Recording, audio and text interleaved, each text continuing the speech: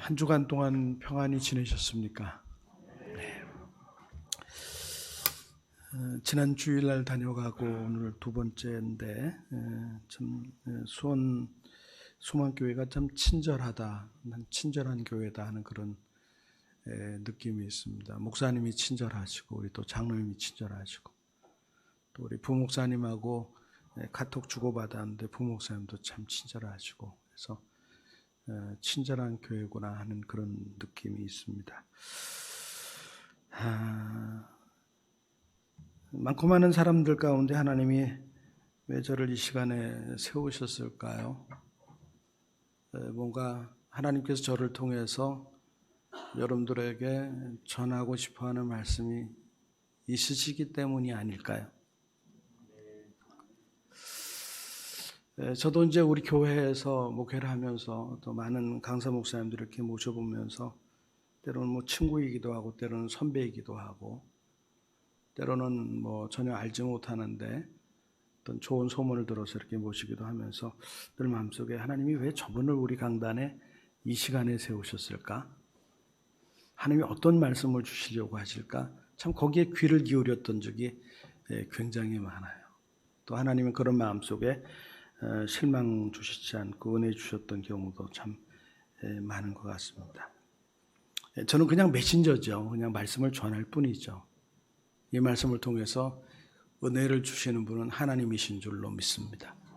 그래서 그냥 메신저를 통해서 전하는 말씀을 통해서 내가 하나님을 만나고 또 그 하나님의 음성을 내가 듣고 또 그 속에서 내가 이미도 아는 하나님이지만 그 하나님을 좀 더 깊이 있게 느끼고 내가 그분께 조금 더 가까이 가고 내가 내 삶을 통해서 그 주님을 조금 더 드러내며 살 수 있다고 하면 하나님을 기쁘시게 하는 우리의 삶이 계속해서 이루어가지지 않을까 그런 생각을 갖습니다.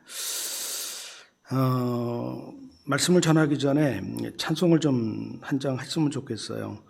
183장인데 1절과 4절 좀 같이 불러보겠습니다.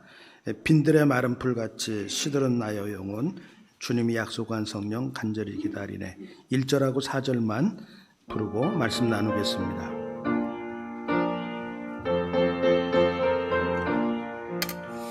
빈들의 마른 풀같이 시들은 나의 영혼 주님이 약속한 성령 간절히 기다리네. 가물어 메마른 땅에 단비를 내리시듯 성령의 단비를 부어 새 생명 주옵소서. 참되신 사랑의 언 어길 수 있사오랴. 오늘의 흡족한 은혜 주실 줄 믿습니다. 가물어 메마른 땅에 단비를 내리시듯 성령의 단비를 부어 새 생명 주옵소서. 아멘.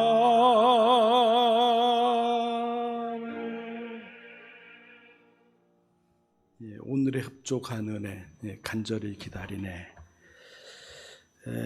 제가 두 주간 그 제목을 교회 세움의 두 기둥 이렇게 잡았어요. 그리고 지난주에는 첫 번째 기둥으로 은혜를 받자 그런 말씀을 드렸습니다. 사실 돌아보면 우리가 은혜 속에 살잖아요. 오늘도 우리가 은혜 속에 살죠. 이렇게 내가 숨 쉬며 호흡하며 살 수 있다는 게 은혜잖아요. 서 있다고 하는 거, 내가 말할 수 있다고 하는 거, 들을 수 있다고 하는 거, 또 내가 오늘 거룩한 주일인데 예배할 수 있는 교회가 있다고 하는 거, 또 내가 예배할 자리가 있다고 하는 게 돌아보면 다 은혜 아닙니까? 은혜 속에 살아가는 거예요. 은혜를 생각하면 늘 감사함이 있거든요. 근데 그래 은혜 속에 살아가면서도 우리 하나님 앞에 늘 기도해야 될 것은 뭐냐면 하나님 나에게 은혜를 주세요 하는 기도예요. 왜냐하면 우리가 자꾸 과거의 은혜를 가지고 오늘을 살려고 그러고 또 어제의 은혜를 가지고 또 오늘 그냥 살려고, 그냥 우려먹고 살려고 그렇게 생각하는 것은 별로 그렇게 건강하지 않아요. 그래서 날마다 우리가 하루를 시작하면서 하나님 오늘도 나에게 은혜를 주시옵소서. 오늘의 흡족한 은혜 나에게 내려 주옵소서. 더 구한다면 이렇게 구할 수 있겠죠. 은상 가은의 은혜, 은혜 의의 은혜를 더해 주세요. 하나님 돌아보니 내게 하나님 너무 많은 은혜를 주셨어요. 근데 하나님 나에게 그 은혜 위에 은혜를 더해 주세요. 우리가 하나님 앞에 그렇게 구할 때 하나님은 또 그 은혜 위에 우리에게 은혜를 더해 줄 줄로 믿습니다. 히브리 12장 28절 그러므로 우리가 흔들리지 않는 나라를 받았은즉 은혜를 받자 이로 말미암아 경건함과 두려움으로 하나님을 기쁘게 섬길지니. 지난주에 드린 말씀을 잠깐 좀 정리하겠습니다. 기독교에 엄청난 매력도 있다고 그랬죠. 그 매력 중에 하나를 말씀드렸는데 그 매력이 뭐죠? 기독교의 매력 중에 하나. 먼저 받고 일한다는 겁니다. 하나님께서 우리에게 어떤 일을 시킬 때 먼저 주시고 일하게 하신다고 하죠. 복을 주시고 생육하고 번성하고 땅에 충만하라 그렇게 말씀하셨고, 또 이스라엘 백성에게 성막을 지으라고 말씀했을 때에도 그들이 뭐 노예로 살았는데 금이 어디서 났겠어요? 노예가. 근데 하나님께서 애굽 사람에게 은혜를 입히게 해서 그들이 애굽에서 나올 때 그것들 다 가지고 나왔잖아요. 그거 가지고 법궤도 만들고 이미 주신 것 가지고 이미 주시고 그것 가지고 성막 만들라. 또 권능 받고 예루살렘, 유대, 사마리 땅 끝까지 증인되라. 가만히 보면 이게 매력이거든요. 또 이들이 이렇게 해. 이렇게 일하면 내가 이렇게 줄게. 그렇게 하지 않고 먼저 주시고 일하라. 먼저 주시고.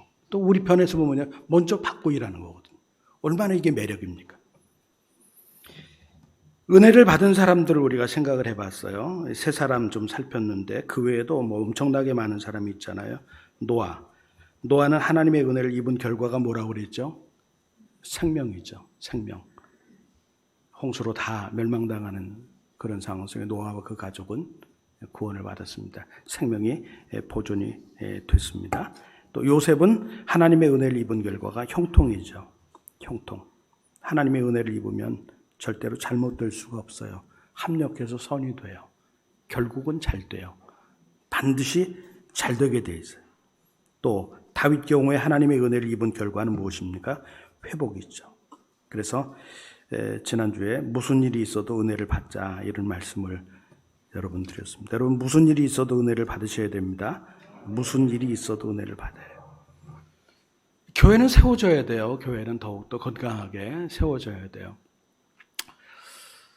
가끔 저에게 교인들이 제가 목회하면서 제가 담임 목회 30년 했는데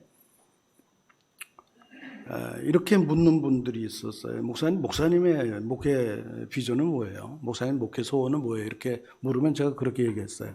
교회 잘 되는 거요. 교회 잘 되는 거예요.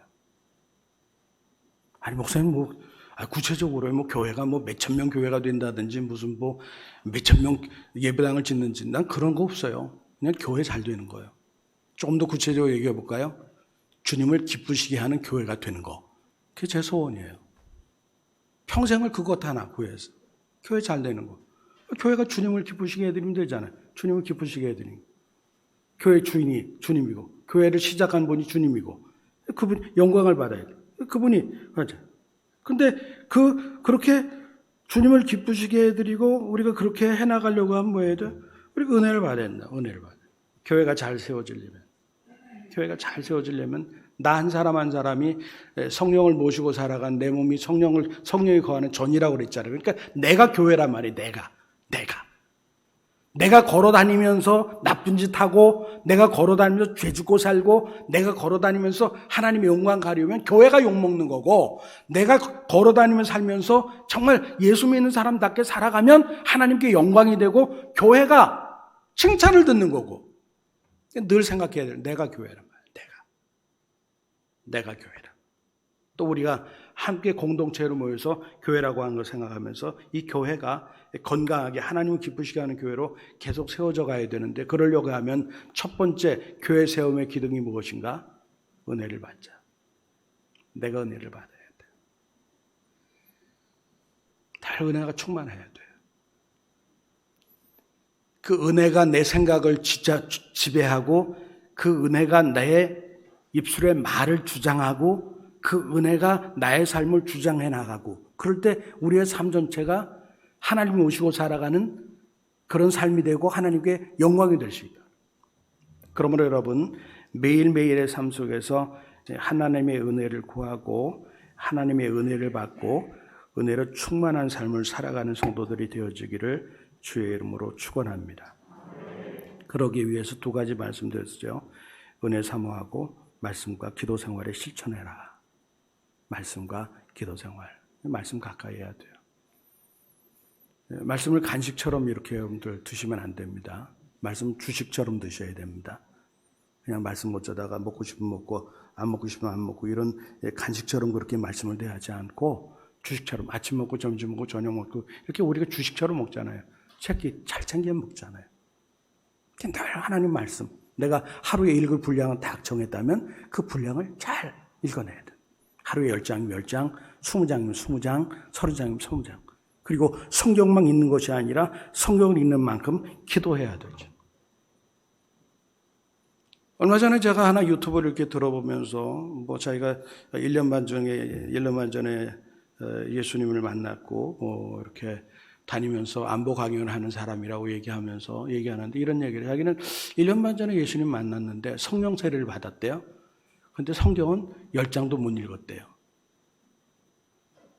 그것은 정상적인 게 아니에요. 여러분, 이 말씀의 바퀴라고 이 기도의 바퀴라고 하는 것은 같이 가야 돼요. 두 개의 바퀴가 만약에 하나가 펑크나면 그 자동차는 굴러갈 수가 없다고 말해요. 예? 이 말씀과 기도라는 것이 같이 가야 돼요. 말씀 생활과 기도 생활. 말씀을 통해서 내가 하나님의 말씀으로 모든 것을 분별할 수 있는 그런 지혜가 있어야 되고 또 내가 기도하면서 내 가슴에 하나님의 은혜로 뜨뜻함이 있어야 돼요. 머리는 냉철하고 가슴은 뜨뜻해야 된다. 말씀을 잊지 않고 기도만 하니까 자꾸 신비주의로 가는 거예요. 무슨 음성 들었다고 그러고 뭘 봤다고 그러고 보긴 뭘 봐요. 듣기는 뭘 들어요.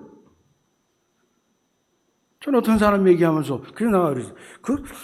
이렇게 만난 그 예수님이 어떻게 생겼더냐 설명을 쭉 하는데 그래서 제가 그랬어요. 그거요 예수님이 아니라 산신령이에요. 제가 그랬어요. 자꾸 뭘 보려고 그래요. 자꾸 뭘 보려고 그러고 자꾸 뭘 들으려고 그래요. 하나님께서 말씀 속에서 나를 만나주시고 말씀 속에서 나에게 음성을 들려주시는데 성경은 절로 제껴놓고 말씀은 보지 않고 자꾸 이상한 세계로 들어가려고 그래요. 그러면 건강한 신앙생활이 되질 않아요. 그래서 우리가 건강한 신앙생활하고 건강한 성도들로 세워지고 교회가 건강해지려고 하면 이 말씀과 기도 생활에 균형 잡힘이 있어야 된단 말이에요. 기도 1시간 이상 합니까? 그렇다면 하루에 성경 10장 이상씩 읽으세요. 성경 5장 읽는다. 기도 30분 이상 하세요. 하루에 3시간 기도하기 어렵다고 하면 오전에 1시간 기도하고 오후에 1시간 기도하고 저녁에 1시간 기도하고 나눠서 하면 되잖아요. 하든지 간에 내가 은혜를 받고 살아가기 위해서 내가 기도해야 되고 말씀 생활해야 된다고 말이에요. 규칙적으로 기도해야 되고 생활에 대한 말씀 생활들을 계속해야 되고 또 적극적인 예배 생활도 말씀드렸고 또 하나 첨부하면서 끊임없는 독서 생활하자 그랬습니다. 가장 무서운 사람이 어떤 사람이 책 한 권 읽은 사람. 그 사람이 가장 무서운 사람.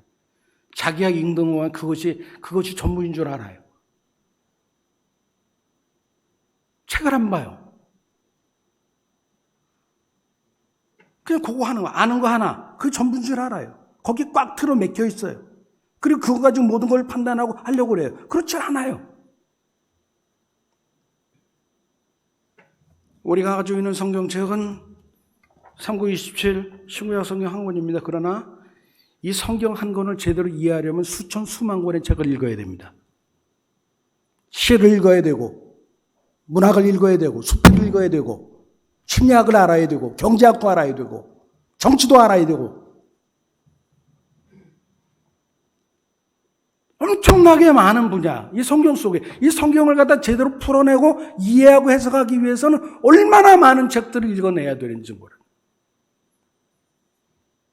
목사들 보면 그렇잖아요. 목사들 다른 곳은 없어도 책은 있잖아요. 이사하는 사람들을 들어보면 목사님들 집은 이사하려면 참 힘들대. 뭐가 힘드냐 그랬더니 책이 많아서 힘들대. 책이 많아. 여러분 부탁할게요.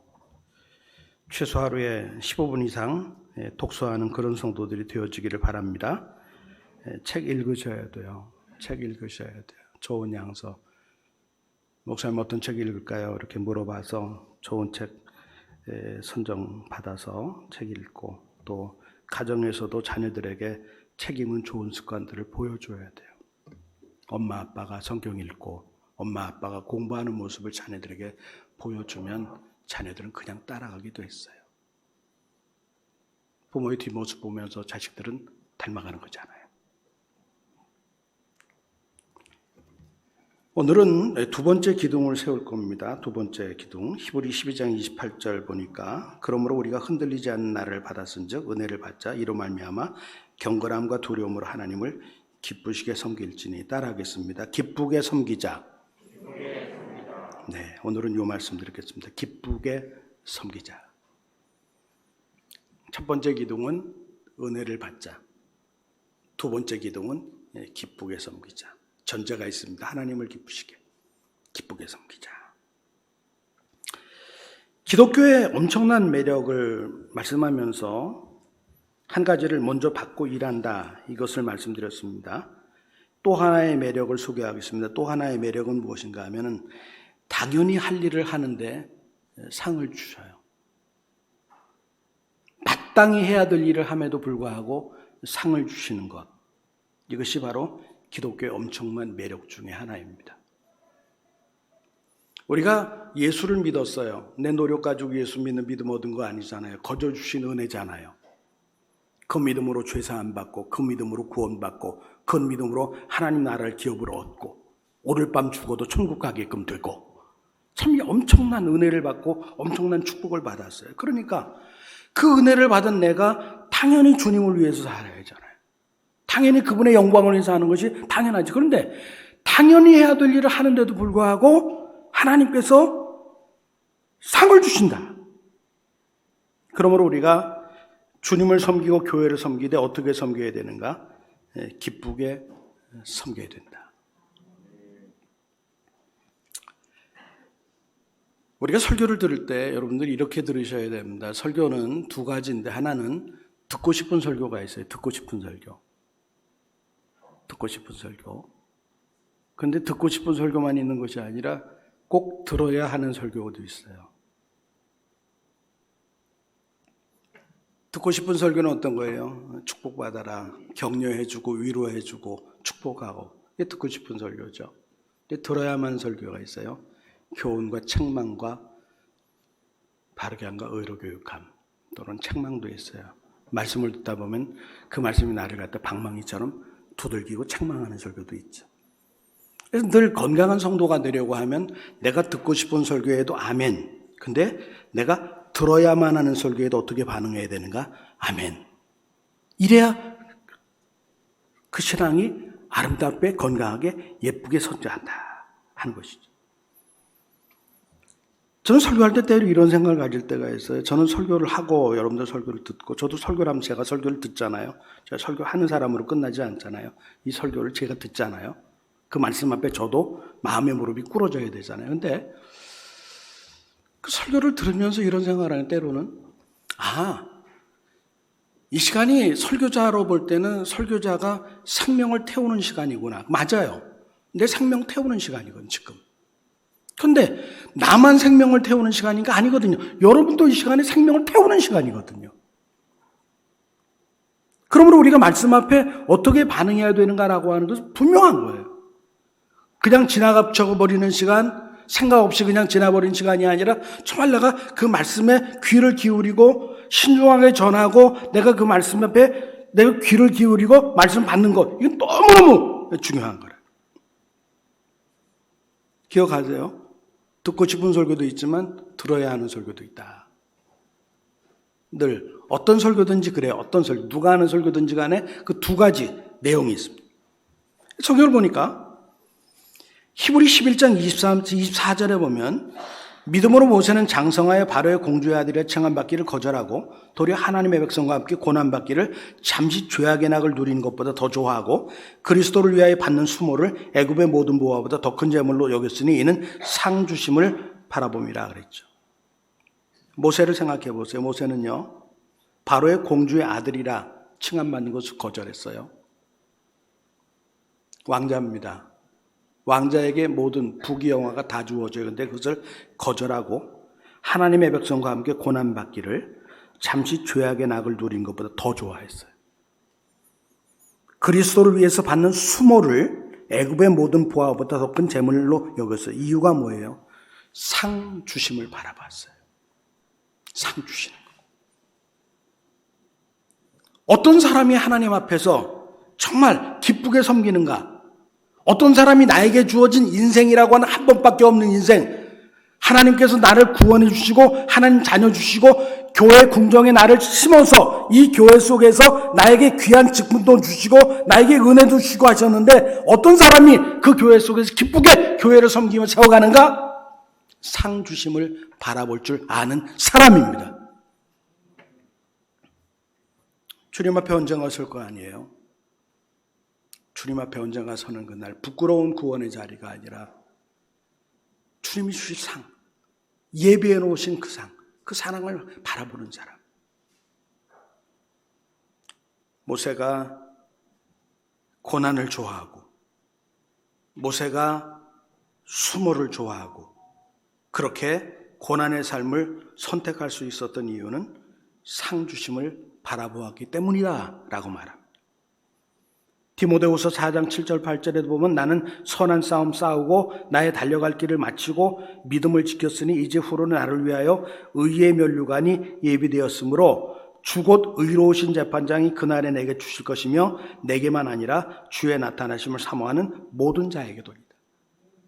구약도 그렇고 신약도 그렇고 모세도 그렇고 바울도 그렇고 그들이 그렇게 신실하게 하나님의 영광을 위해서 교회를 위해서 살아갈 수 있었던 이유가 무엇인가? 하나님이 예비해 놓으신 상을 바라보았기 때문이었다는 것입니다. 우리는 축도로 충성할 만한 이유가 있어요. 왜요? 우리를 위해서 예비해 놓으신 상이 있어요. 언제가 보자건 말이에요. 저도 여러분도 하나님 앞에 서는 거예요. 시시하게 신앙생활하고 거지같이 신앙생활하고 형편없이 신앙생활하고 자기 마음을 위해서 신앙생활하고 그것 아니라 정말 자기에게 주어진 인생을 교회를 위해서 주님을 위해서 하나님의 영광을 위해서 그렇게 살아가고 어떻게 주님 앞에 서는 그날 똑같겠어요? 구원은 똑같지만 한 달란트.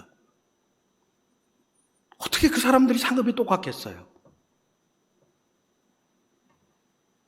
여러분, 모세처럼 바울처럼 주님이 마지막 날에 상 주실 것을 기억하면서 기쁘게 주님과 교회를 섬기는 성도들이 되기를 주의 이름으로 축원합니다. 누가 안 알아줘도 괜찮아요. 누가 기억하지 않아도 괜찮아요. 누가 당장 박수 쳐주지 않고 누가 당장 것을 갖다 이야기하지 않아도 괜찮아요. 하나님은 다 알고 계시니까. 다 기억하고 계시고 다 알고 계시고 언제가 주 앞에 서는 그날 내 눈에 눈물도 씻겨주시고 그 어떤 사람들이 해줬던 포옹보다 따뜻한 포옹으로 주님 안아주시면서 그래 애썼어. 그래 애썼어. 내가 너를 위해서 예비한 상 여기 있어. 그날을 바라볼 줄 아는 사람, 그가 바로 이 땅에 사는 날 동안 기쁘게 주님과 교회를 섬길 수 있는 줄로 믿습니다. 근데 이게 두 개의 기독이 같이 있잖아요. 하나는 은혜를 받자 기쁘게 섬기죠. 은혜를 받아야 기쁘게 섬기죠. 그렇죠. 은혜의 삶은 기쁘게 섬기는 것으로 데려가는 거죠. 은혜를 받자 기쁘게 섬기자. 은혜를 받은 사람이 교회 속에 보면 참 기쁘게 섬기죠. 충성스럽게 최선을 다해서.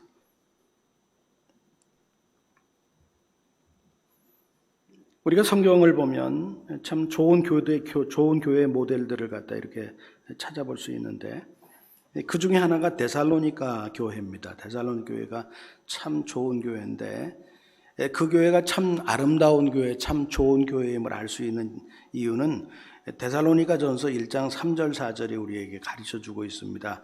데살로니가전서 1장 3절 4절을 보면 너희의 믿음의 역사와 사랑의 수고와 우리 주 예수 그리스도에 대한 소망의 인내를 우리 하나님 아버지 앞에서 끊임없이 기억하미니 하나님의 사랑하심을 받은 형제들아 너희를 택하심을 하노라. 믿음의 역사가 있었어요. 사랑의 수고가 있었어요. 소망의 인내가 있었어요. 믿음, 소망, 사랑이 다 있었어요. 참 기가 막히게 좋은 교회죠. 믿음도 있었고 소망도 있었고 사랑도 있었어요. 이렇게 데살로니가 교회는 참 아름다운 교회, 참 멋있는 교회였어요. 참 좋은 교회였어요. 그런데 참 아름답고 좋은 교회가 데살로니가 교회였지만 데살로니가 교회도 권면받아야 될 것이 있었다 하는 거죠. 여러분 교회는 어떠세요? 수원소망교회 좋은 교회임을 믿습니다. 자신 있게 얘기해 보세요. 우리 교회 좋은 교회입니다. 네, 좋은 교회. 참 좋은 교회. 그런 자부심 여러분들 가져야 돼요. 자부심. 우리 교회 정말 좋은 교회. 그런 자부심이 있어야 다른 분들을 우리 교회에 초청할 수가 있어요. 그렇죠? 내가 우리 집 가정에 대해서 자신감이 없으면 친구를 어떻게 집에 데리고 와요? 그렇죠. 늘 가져야 될 거예요. 늘 가져야 될 생각이 뭐냐면 세상에서 제일 좋은 교회 어느 교회? 수원에서 제일 좋은 교회 어느 교회? 크게 좀 해보세요. 세상에서 제일 좋은 교회 어느 교회? 네, 맞죠? 아멘이죠? 수원에서 제일 좋은 목사님 누구? 진짜요? 그래야 누구를 전도해 올 수 있다는 말이에요. 누가 뭐라고 그래도 우리 교회가 제일 좋아 이렇게 얘기하세요. 제일 좋은 교회 어디 있냐 한번 찾아와라. 수원소망교회가 제일 좋은 교회다. 야, 어디 좋은 목사님 많지만 제일 좋은 목사님은 우리 교회 목사님이야. 이렇게 자부심 있게 얘기할 수 있어야 우리가 모셔올 수 있다. 데살로니가 교회는 믿음의 역사도 있었고 사랑의 수고도 있었고 소망의 인내도 있는 참 아름다운 교회, 참 좋은 교회였어요. 그런데 이러한 좋은 교회에도 권면할 것이 있었기 때문에 바울 사도가 그 교회를 향해서 권면을 합니다. 그것이 데살로니가전서 5장 12절로 18절까지 말씀입니다. 영상에 띄워줄 수 있나요? 네. 우리 같이 한번 찬찬히 읽어보겠습니다. 12절부터 18절, 데살로니가전서 5장 12절 18절 읽어봅니다. 시작. 형제들아, 우리가 너희에게 구하노니 너희 가운데서 수고하고 주 안에서 너희를 다스리며 권하는 자들을 너희가 알고 그들의 역사로 말미암아 사랑 안에서 가장 귀히 여기며 너희끼리 화목하라. 또 형제들아, 너희를 권면하노니 게으른 자들을 권계하며 마음이 약한 자들을 격려하고 힘이 없는 자를 붙들어 주며 모든 사람에게 오래 참으라. 삼가 누가 누구에게든지 악으로 악을 갚게 하지 말고 서로 대하든지 모든 사람을 대하든지 항상 선을 따르라. 항상 기뻐하라. 쉬지 말고 기도하라. 범사에 감사하라. 이것이 그리스도 예수 안에서 너희를 향하신 하나님의 뜻이니라. 아멘. 저는 목회를 2개의 교회에서 했습니다.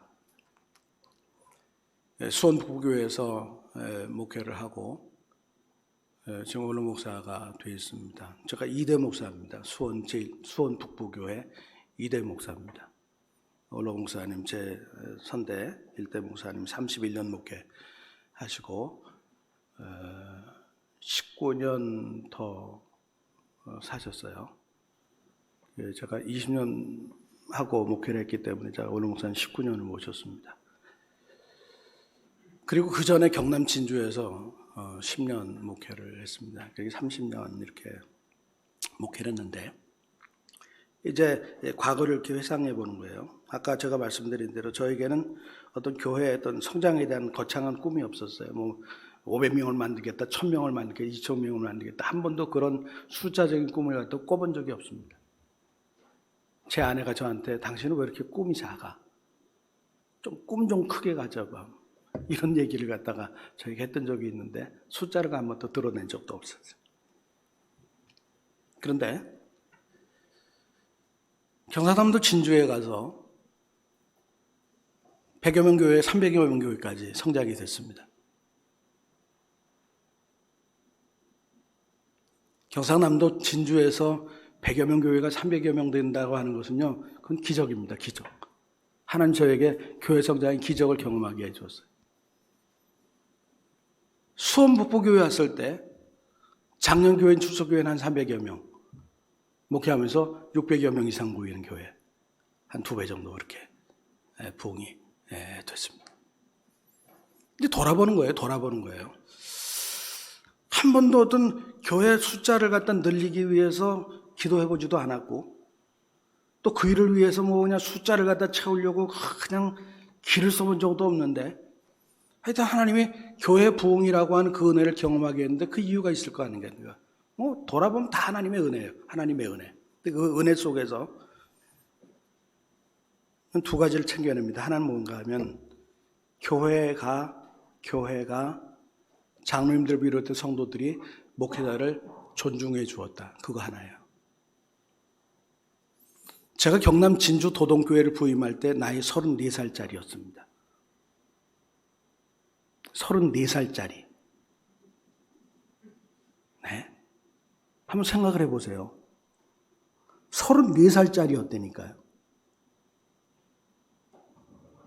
서울의 왕십리교회에서 부목사를 하다가 경상남도 진주에 청빙을 하러 내려갔는데 그때 34살짜리 목사예요. 그 교회 역사 27년 된 교회. 제가 6대 목사로 부임을 합니다. 교회를 부임하고 당회실에서 이렇게 기도했어요. 하나님 나를 갖다 이곳에 보내셨는데 하나님, 내가 하나님께 물어볼 게 있어요. 하나님, 저 이 교회 몇 년 있으면 되겠어요? 이렇게 물어봤어요. 그렇게 물어봤더니 하나님이 제 눈을 들어서 그 당회실에 있는 역대 담임 목사님들 사진을 갖다 보게 해요. 그 밑에 언제부터 언제까지 이렇게 심의 기간이 있는데 쭉 5번을 갖다 더해가지고서 딱 5로 나눠보니까 5년씩이 안 돼요. 그래서 하나님 앞에 이렇게 약속했어요. 하나님, 아무리 목회 현장이 어려워도 5년은 넘길게요. 이렇게. 하나님이 그 교회에 10년 이상을 사역하도록 만들어 주셨습니다. 그리고 교회는 참 그 교회 역사, 지금도 그렇게 못 모여요. 지금도 300여 명 못 모입니다. 지금도 한 200여 명 모이는 그런 교회가 되어 있는데, 하여튼 그 당시에 그 진주 도동교회는 참 전설이다, 그런 얘기를 들을 정도로 그랬어요. 근데 그렇게 될 수 있었던 이유는 뭐냐면 34살짜리 교회, 27년 된 교회가 34살짜리 진짜 피도 안 마른 목사를 갖다가 담임 목사로 불러서 존중해 주었다. 이게 성장의 하나의 이유예요.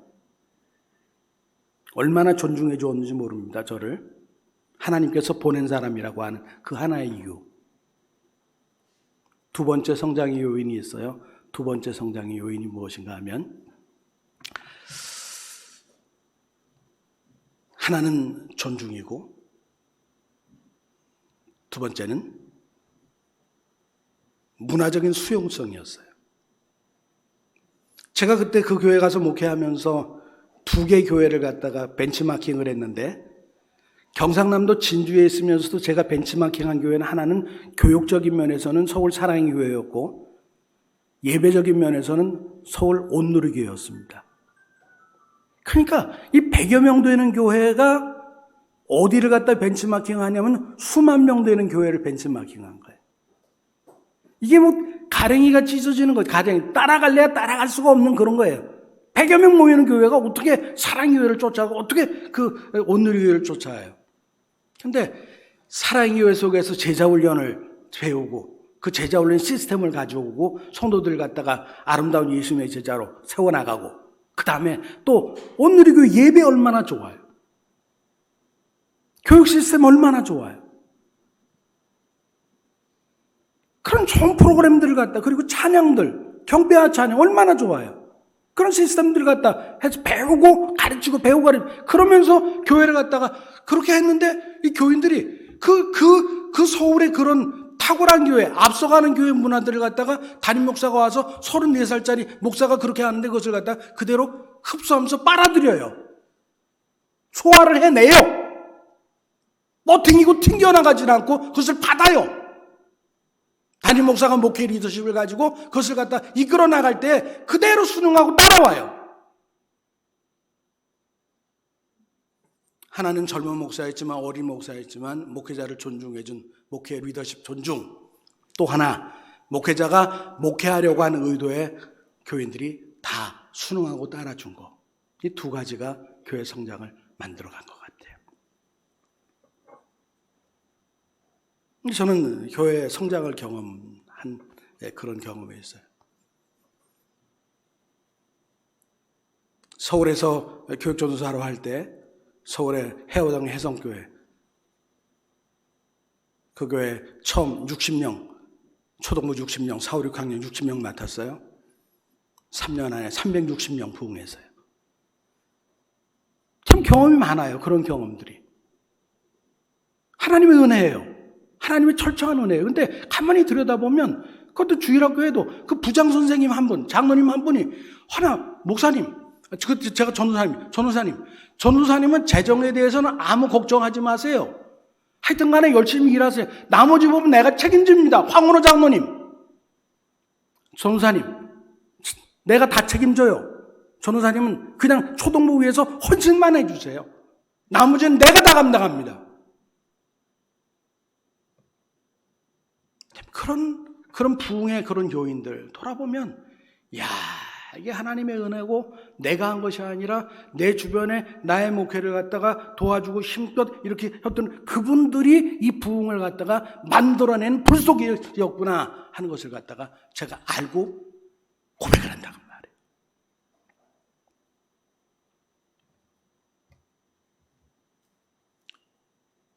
데살로니가 교회가 참 좋은 교회였는데 바울 사도가 권면하는데 그 권면하는 것 중에 첫 번째가 무엇인가 하면 12절에 형제들아 우리가 너희에게 구하노니 너희가 너희 가운데 수고하고 주 안에서 너희를 다스리며 권한 자들 너희가 알고 그랬습니다. 따라하겠습니다. 알고. 이 말은 쉽게 얘기하면 담임 목사님을 좀 알아주라 그 얘기예요. 담임 목회자를 좀 알아주라. 이것이 그 좋은 교회 데살로니가 교회를 향한 바울의 첫 번째 권면입니다. 얘들아 내가 너희들을 권면할 게 있어. 너희들 목사님 알아줘. 너희 가운데서 수고하고 주 안에서 너희를 다스리며 권한 자들 너희가 알고 그랬습니다. 록펠러라고 하는 분을 알죠. 세계에서 가장 부호였어요. 하나님 말씀대로 살려고 애썼던 사람이에요. 근데 그 록펠러의 어머니, 그 어머니가 아들 록펠러에게 유언으로 준 말씀이 있어요. 록펠러의 어머니가 자식들에게 세 가지를 가르쳤어요. 첫째, 11조 꼭 해라. 아들아, 11조 생활 꼭 해라. 두 번째, 목회자를 가장 귀히 여겨라. 목회자 가장 귀히 여기라. 세 번째, 예배 때 언제나 앞자리에 앉아라. 록펠러가 어릴 때부터 그 이야기를 갖다가 귀에 박히시 들으면서 그래. 이것이 진정한 영육간의 축복의 지름길이에요. 특별히 제가 부탁할게요. 여러분들 평생을 살아가면서 목사님과 절대로 이렇게 등지지 않도록. 아시겠죠? 절대로 목사님과 등지지 않도록. 목사님과 등지면 하나님 말씀이 들리질 않아요. 그 말씀이 들리지 않으면 내 마음속에 은혜가 안 돼요. 은혜가 안 되면 내 믿음이 성장이 되질 않아요.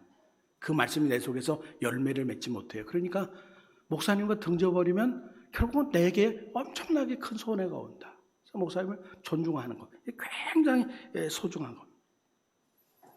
아마도 소망교회 역사 속에서 조금의 아픔이 있었다 그런 얘기도 들었는데 제가 우리 목사님 만나서 이렇게 배워보면 진짜 목사님 여러분 만나셨어요. 맞습니까? 저는 진짜 목사님 만나셨어요. 진짜 목사님. 돌아보면 목사님 참 지난 6년 이상 많이 울었겠다 그런 생각이 들어요. 많이 울었겠다. 저도 경상남도 진주에서 목회하면서 제 눈물 바가지 바켓스 그 이상 흘린 것 같아요. 아니 이 작은 눈에서 그 눈물이 왜 이렇게 많이 나오는 거예요? 교회를 위한 눈물, 성도들을 위해서 흘리는 눈물, 그 눈물 아니겠어요? 소들이 아플 때 울고 잘 안 될 때 울고 속상해서 울고. 여러분 목회자 가장 귀히 여기는 성도들이 되어지기를 바랍니다. 자녀들에게도 그렇게 가르쳐야 돼요. 자녀들에게도 목사님 귀하게 여겨야 된다. 전도사님들 귀하게 여겨야 된다. 그렇게 여러분들 가르쳐야 돼요. 자녀들 그래야 그들의 신앙이 온전하게 잘 자라갈 수 있다. 특별히 목사님이 기도로 협력해 주시고 또 목회 협력을 잘 해주시면 좋겠습니다. 좋은 교회니까 이렇게 얘기하는 거 쉬울 것 같아요. 담임 목사가 제일 좋아하는 떡은 어떤 떡일까? 담임 목사가 제일 좋아하는 떡. 끄떡끄떡이죠. 끄떡끄떡이죠.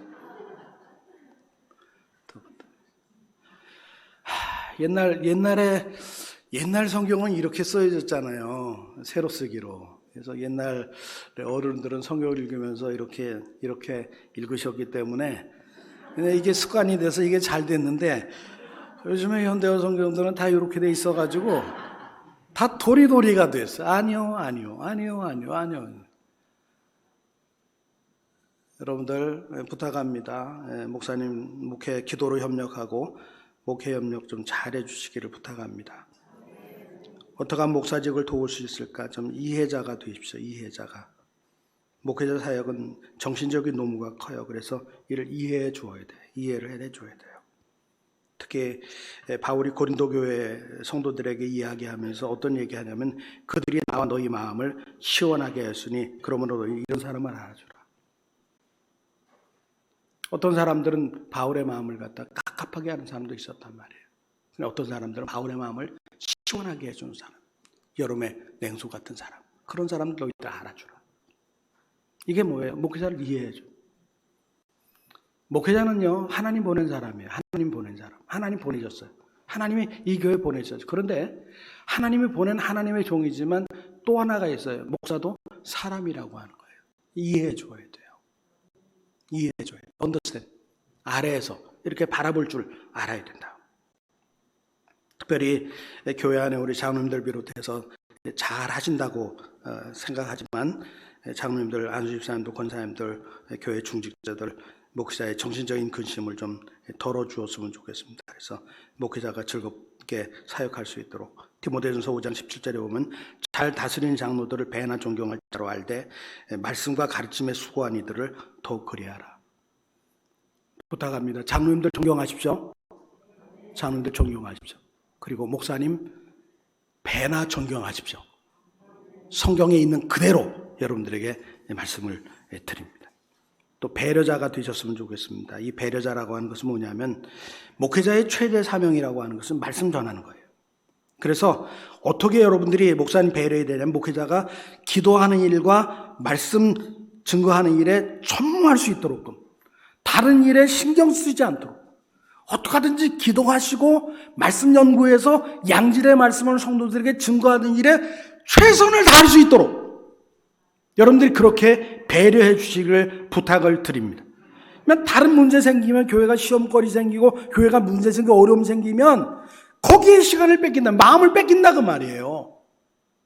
기도해야 되는데 그리고 말씀 연구해야 되는데 참 일꾼 하나 세워놨더니 일꾼이 아니라 일감이 됐어. 일감이 됐어. 자꾸 문제만 일으키고 속상하게 만들고 돌아다니면서 문제 생기게 만들고, 그러면 그냥 마음에 근심이 되고 걱정이 돼가지고서 기도하는 일과 말씀 주고하는 일에 지장을 받는다고. 그렇게 되지 않도록 말씀 전하고 기도하는 일에 전무할 수 있도록끔 시간을 여러분들이 잘 마련하도록 그렇게 배려해 주는 성도들이 되어주시기를 부탁합니다. 또 하나, 후원자가 되셨으면 좋겠어요. 갈라디아서 6장 6절에 보니까 가르침을 받는 자는 말씀을 가르친 자와 모든 좋은 것을 함께 하라 그랬어요. 저는 신앙이 일대예요. 제가 예수 믿어서 저희 어머니 아버지도 예수 믿었어요. 그래서 신앙의 연륜이 저는 짧아요. 근데 제 아내는 4대예요.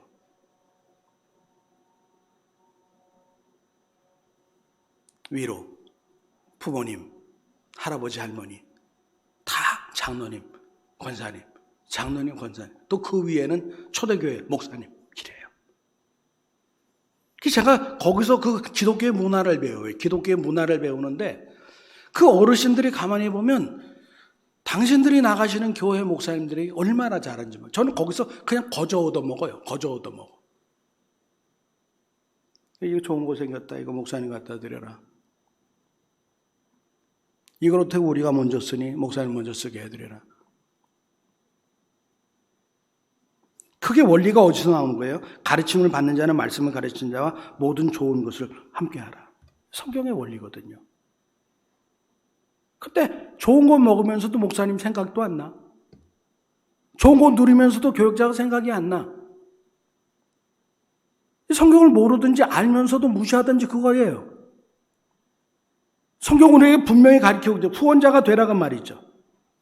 그러므로 무엇이든 남에게 대접을 하고자 하는 너희도 남을 대접하라. 이거지. 율법이요 선지자라. 그랬습니다. 그냥 늘 그래야 돼. 빌립보 교회도 보면 빌립보 4장 16절 18절에 보면 이는 향기로운 제물이요 하나님을 기쁘시게 한 것이라 그랬습니다. 이 빌립보 교회, 데살로니가 교회가 바울에게 2번이나 쓸 것도 보내주고 그랬다고 말이에요. 자기에게 있는 것 풍족하다 그러면서도 이는 받으실 만 향기로운 제물이다. 바울은요, 자기의 선교 사역을 위해서 도와주는 것을 갖다가 자기를 돕는 것 생기지 않고 하나님 앞에 드리는 제물로 그렇게 하나님께 영광을 돌렸거든요. 하나님이 받으실 만한 향기로운 제물이다. 하나님을 기쁘시게 하는 것이다. 이렇게 했거든요. 그러므로 목회자가 가정을 돌보는 데 있어서 재정적으로 곤란하지 않도록 마음을 쓰는 배려가 교회 속에 가득했으면 좋겠습니다. 목사님 신경 써주세요. 다음으로 결국은 여러분들에게 다 도움이 가는 거예요. 지난 주일에도 왔을 때 장로님에게 그런 말씀드렸어요. 장로님, 우리 목사님에게 안식을 주셔서 너무너무 감사합니다. 그 말씀을 제가 정중하게 드렸습니다. 왜냐하면 그렇게 하는 교회가 모든 교회는 아니기 때문에 그래요. 여러분, 목회자가 갖는 안식의 기간은 목회자 개인을 위한 안식의 기간이기도 하지만 사실은 교인들 전체를 위한 쉼의 기간이라고 하는 것을 여러분들 이해를 해야 됩니다. 저는 목회 초창기에 6년 만에 목회 딜레마에 빠졌어요. 그것이 무엇인가 하면 탈진이라는 겁니다. 번아웃, 탈진. 목사가 탈진에 빠지니까 어떤 상황이 오냐면 엎드려도 기도가 안 돼요. 성경을 펼쳐놔도 성경이 읽혀지질 않아요. 신방하는 것이 부담이 돼요. 사역하는 것이 부담이 돼요. 그러니까 마음속에 오는 게 뭐냐면 죄책감이에요. 죄책감. 내가 이렇게 해서 목회를 할 수 있냐?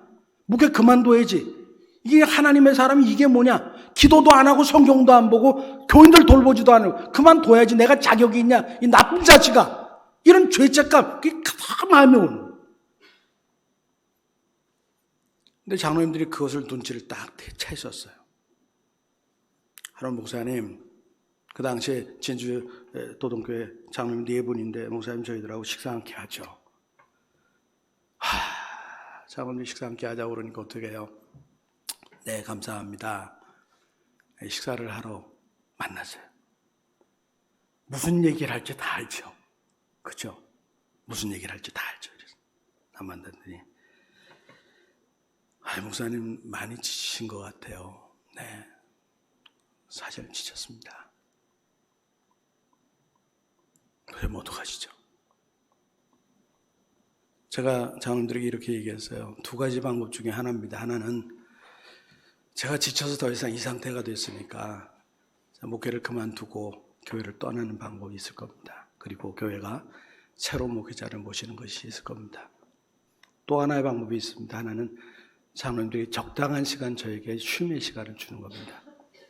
제가 쉼을 갖고 다시 회복해서 목회를 하게 하는 거예요. 둘 중에 하나 방법, 둘 중에 하나 장로님들이 선택하시면 제가 그대로 따르겠습니다. 장로님들이 저를 쫓아내지 않고 저에게 쉼의 시간을 주셨습니다. 그리고 다시 회복될 수 있었습니다.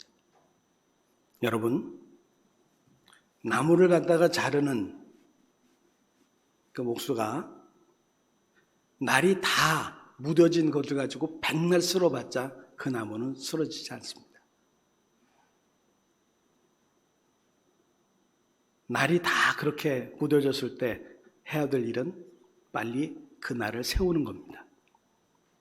목회자도 마찬가지예요. 목회를 하다 보면 탈진이라고 하는 그런 상태를 만날 수 있어요.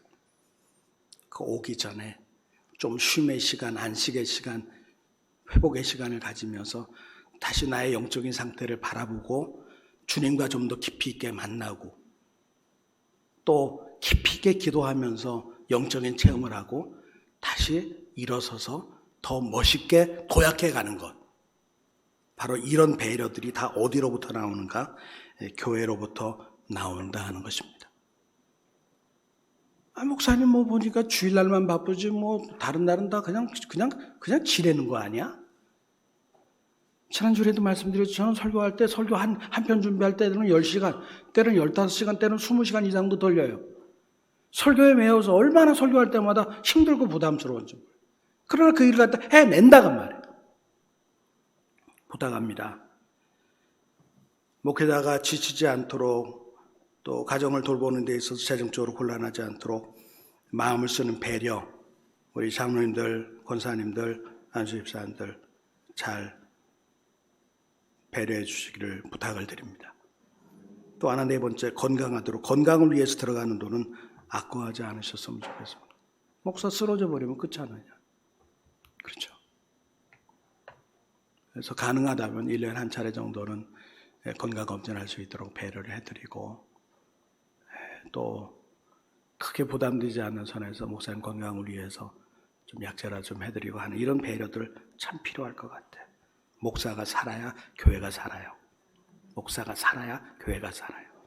목사가 죽으면 교회가 어려워요. 하여튼 어떡하든지 간에 그래서 이런 것들이 다 잘 될 때 어떻게 되는가? 모든 성도들에게 혜택이 돌아가게 된다. 모든 혜택들이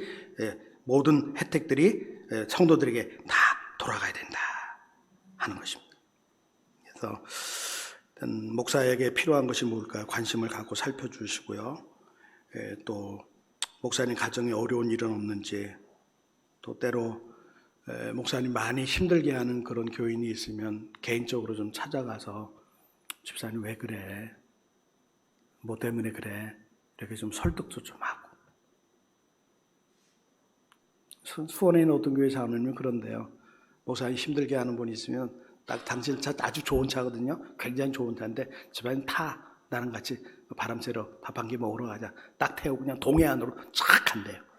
동해안에 쫙 가서 그냥 동해안에 바다 구경 시켜주면서 가서 밥 한 끼 딱 사주고. 집사님 왜 그래 그거. 집사님도 바쁘고 나도 바쁘고. 목사님 얼마나 힘드냐? 얼마나 힘드냐? 그 많은 성도들 갖다 데리고 그렇게 고생하고 하는데 우리가 힘이 되어줘야 되지. 그 목사님 그 얘기해가지고서 힘 빼면 우리한테 손해지. 우리에겐 무슨 유익이 되냐? 그래가지고서 그냥 눈 녹듯이 다 녹여놓고 온대요. 얼마나 감사합니까? 얼마나 고맙습니까?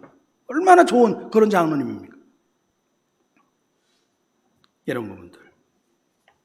하여튼 목사가 뭐 교인들에게 대접받으면 얼마나 받겠어요? 그 대접을 원하는 게 아니에요. 그 대접을 해야 뭐 복을 받는다. 그건 기복주의적은 가르쳐서 안 되죠. 뭐예요? 목사님과 만나서 밥 한 끼 하면서 설렁탕 한 그릇, 냉면 한 그릇 먹으면서 이야기하다 보면 가정의 기도의 제목도 알게 되고 그 마음도 받게끔 되고 또 그 기도의 제목을 알게끔 되면 또 가서 기도하게끔 되고 그 속에서 영적인 교제가 더욱더 깊어지게끔 된다고 하는 거 이걸 여러분들이 늘 기억하는 것이 굉장히 중요합니다. 또 드려야 될 말씀들이 많이 있지만 이 정도 말씀을 드리겠습니다. 그리고 두 번째는 너희끼리 화목하라. 13절에 화목하라. 여러분 부탁할게요. 교회 속에서 절대로 싸우지 마시기를 바랍니다. 절대로 싸우지 마세요. 절대로. 수십억 들여서 세운 식당에도요. 종업원들이 달그락달그락거리고 이 그릇 깨는 소리하고 그러면 그 식당은 얼마 가지 않아서 망합니다. 얼마 가지 않아서 망합니다. 제가 지난 주간에 속초에 있는 교회를 다녀왔어요. 속초에 있는 교회인데 한 30년 된 교회인데 30년 전에 그 교회가 한 300명 모이는 속초에서 가장 큰 교회. 속초에서 가장 큰 교회. 300명. 거기는 100명만 모여도 속초에는 큰 교회래요. 300명 모이는 교회였는데 교회가 분쟁을 겪으면서 어떻게 되는가? 교인들이 다 떠나가지고서 지금 한 25명 모여요. 참 얼마나 마음이 아픈 줄. 수목원 교회인데. 목사님 만나서 기도해드리고 또 격려금도 전달해드리고 그러고 와서 하여튼 이 쌈질하는 교회는 이거 안 된다. 여러분 화목하십시오. 그 다음에 14절에는 마음이 약한 자들을 격려하고 격려. 말부터 잘해야 돼요. 그럴 수가 있어 이러지 마시고 그럴 수도 있지 이렇게 하세요. 너 그럴 수가 있어. 장로가 그럴 수가 있어. 안수집사 아니 목사님이 그럴 수가 있어. 이러지 말고 그럴 수도 있지 뭐. 그럴 수도 있지 뭐. 우리는 안 그러나? 우리는 그럴 수 있지. 네 번째 선을 쫓으라. 15절에 모든 사람을 대하든지 항상 선을 따르라. 너희는 선을 위해서 지으심을 얻다. 사도행전 에베소 2장 10절에 그래서 착하게 사세요. 착하게. 바나바처럼 선을 따라 착한 쪽으로 선택하는 거. 그 다음에 16절에 보면 항상 기뻐하라. 항상 기뻐하라. 교회가 어떤 일에 이렇게 좋게 반응하니까 참 좋네요. 누가 이런 얘기했어요. 낙하산과 요 얼굴 낯짝. 낙하산과 낯짝은 펴져야 산다. 이런 얘기를 했어요. 그렇죠? 낙하산 펴지지 않으면 죽습니다. 떨어지고 그대로 박혀서 이 얼굴 펴져야 되고 또 어떤 사람이 이런 얘기했어요. 장사 안 된다고 인상 쓰면 장사 되나? 맞죠? 장사하시는 분들 인상 팍팍 쓴다고 장사가 됩니까? 안 돼요. 그래서 항상 기뻐하라. 피부 관리보다 더 중요한 것은 표정 관리래요. 표정 관리. 표정이 좋으면 얼마나 좋아요. 그런데 그 표정이 그냥 나오겠어요? 속에는 항상 기뻐하라. 6번째, 기도하라. 쉬지 말고 기도하라. 교회 안에 진짜 일꾼은 어떤 사람인가? 기도하는 사람이라고 믿습니다. 분주하게 다니는 사람이 아니라 기도하는 사람이 진짜 일꾼이에요. 정말 기도하는 사람. 정말 기도하는 사람. 그렇죠? 일하는 사람 보세요. 일하는 사람들은 늘 이러잖아요. 일하는 사람 보세요. 늘 숨을 많이 쉬잖아요. 그러니까 교회 속에 진짜 일꾼도 뭐예요? 영적인 숨, 기도를 많이 하는 사람이 진짜 일꾼이라. 기도 많이 하는 사람. 목사님 저는요 돈이 없어가지고서 교회에서 섬기지 못하고 또 이렇게 얘기하는 분이 있어요. 아니에요. 기도만큼 아름다운 봉사가 어디 있어요? 그렇죠?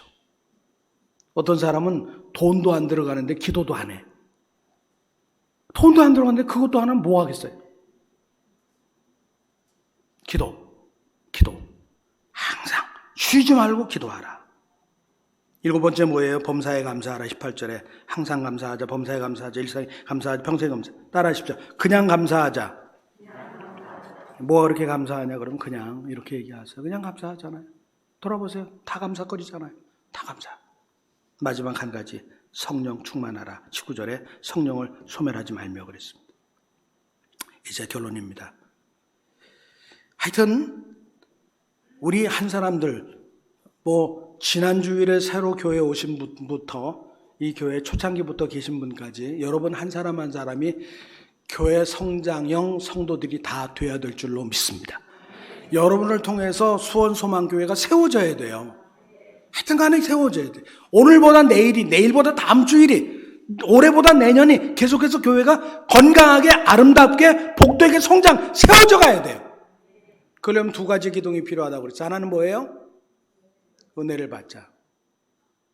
은혜를 받자. 두 번째 뭐예요? 기쁘게 섬기자. 기쁘게 섬기자. 언제가 주님 앞에 서는 그날 나에게 줄 상이 있어요. 언젠가 하나님께서 주실 상이 있어요. 사람들이 주는 상들요 다 시시한 것들이에요. 저도요 은퇴할 때 보니까 얼마나 많이 그 상패 이런 것들을 받았는지 참 얼마나 많이 은퇴하고 나니까 다 쓰레기로 가죠. 다 쓰레기. 다 쓰레기. 그냥 기억하고 싶어서 사진 찍어놓고 다 버렸어. 다 버렸어. 쓰레기야. 쓰레기. 그 당시에는 뭐 거창하게 받은 것들이 대단한 사람들로보다 근데 보니까 쓰레기야, 쓰레기. 근데 우리가 주님 앞에 서는 그날 주님께서 우리에게 주시는 그건 영원토록 영광스러운 거잖아요. 영원토록 영광스러운 거. 그래서 그 상을 바라보면서 우리가 기쁘게 섬기자, 기쁘게 섬기자, 기쁘게 섬기자. 짜증내지 말고 원불교 신자 되지 말고 원망, 불평, 교만 그런 신자 되지 말고 우리는 기독교 믿으니까 예수 믿는 사람이니까 원망, 불평, 고면 다 뽑아버리고 어떻게든지 우리가 성령 충만, 예수 충만, 말씀 충만, 기도 충만.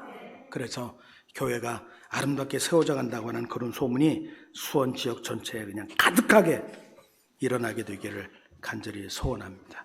그래서 하나님의 영광을 받으시고 목사님들이 수원 소망교회 바라보는다. 교회 너무 좋아졌다. 너무 좋아졌다. 너무 좋은 교회다. 칭찬하고. 그래서 땅끝까지로 복음 증거하는데 쓰임받는 교회가 되어지기를 주님의 이름으로 축원합니다. 마지막 찬송